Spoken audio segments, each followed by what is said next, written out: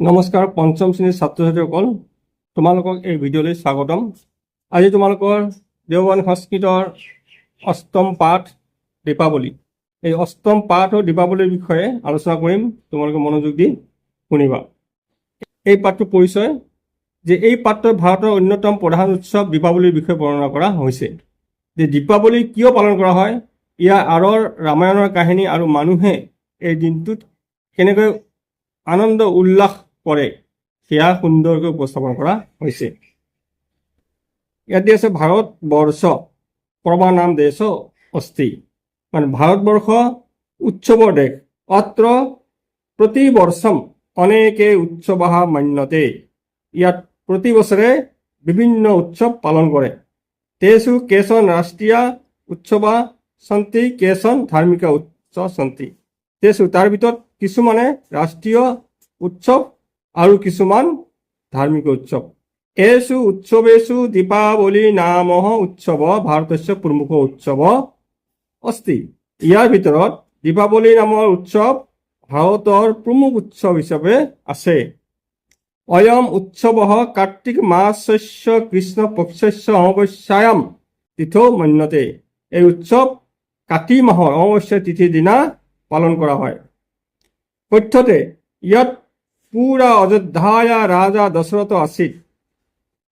কোৱা হয় যে অযোধ্যাৰ ৰাজা দশৰথ আছিল। তস্য পুত্ৰ শ্ৰীৰাম চতুৰ্দশ বৰ্ষাণি বনে অৱসত। তেওঁৰ পুত্ৰ শ্ৰীৰামে 14 বছৰ বনত আছিল। লংকাধিপতি ৰাৱণঃ ৰামস্য পত্নী সীতাম অপাহৰত। লংকাধিপতি ৰাৱণে ৰামৰ পত্নী সীতা দেৱীক অপহৰণ কৰিছিল। শ্ৰীৰাম ৰাৱণম অহন, শ্ৰীৰামে ৰাৱণক বধ কৰিলে বা হত্যা কৰিলে। এবং সীতা ৰাৱণস্য কাৰাগাৰত মুক্তা। এইদৰে সীতা ৰাৱণৰ কাৰাগাৰৰ পৰা মুক্ত হ'ল। অস্মিন এব দিনে শ্ৰীৰাম সীতায়া লক্ষ্মণেন সহ অযোধ্যায়াম আগচ্ছত। এই দিনাখনে শ্ৰীৰামে সীতা লক্ষ্মণৰ লগত অযোধ্যালৈ আহিছিল।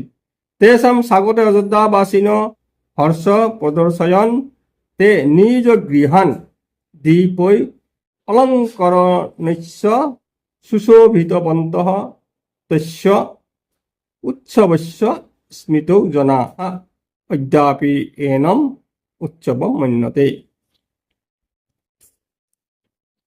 তেষাম স্বাগতে মানে তেওঁলোকক আদৰিবলৈ অযোধ্যাবাসী সকলে আনন্দ প্ৰকাশ কৰিছিল আৰু তেওঁলোকে নিজৰ ঘৰবোৰ চাকি আৰু অলংকাৰেৰে সুশোভিত কৰিছিল। তস্য উৎসৱস্য স্মৃতৌ জনাঃ অদ্যাপি এনম উৎসৱম মন্যতে, মানে সেই উৎসৱৰ স্মৃতিত মানুহে আজিও এই উৎসৱ পালন কৰে। জনা অস্মিন অৱসৰে গৃহান সুধয়া লিপন্তি তে গৃহান চিত্ৰৈ সজ্জীকুৰ্বন্তি দীপান চ প্ৰজ্বালয়ন্তি। মানুহে এই চেগতে ঘৰবোৰ চূণ সানি লিপি দিয়ে আৰু তেওঁলোকে ঘৰবোৰ চিত্ৰৰে সজাই তোলে আৰু চাকি জ্বলায়। তে নবীনানি বস্ত্ৰাণি ধাৰয়ন্তি, সিহঁতে নতুন বস্ত্ৰ ধাৰণ কৰে বা পিন্ধে। ৰাত্ৰৌ জনা লক্ষ্মী পূজনম কুৰ্বন্তি, ৰাতিৰ সময়ত মানুহবোৰে জনসাধাৰণে লক্ষ্মী পূজা কৰে। জনাহা মিষ্টান্নম খাদন্তি, মানুহবোৰে মিঠাই খায়। পৰস্পৰম প্ৰতিবেশীনাম মিত্ৰানাম চ মধ্যে প্ৰসাদম বিতৰন্তি, পৰস্পৰ ইজনে সিজনৰ মাজত ওচৰ চুবুৰীয়া আৰু বন্ধু বান্ধৱৰ মাজত প্ৰসাদ বিতৰণ কৰে। নমো নমঃ।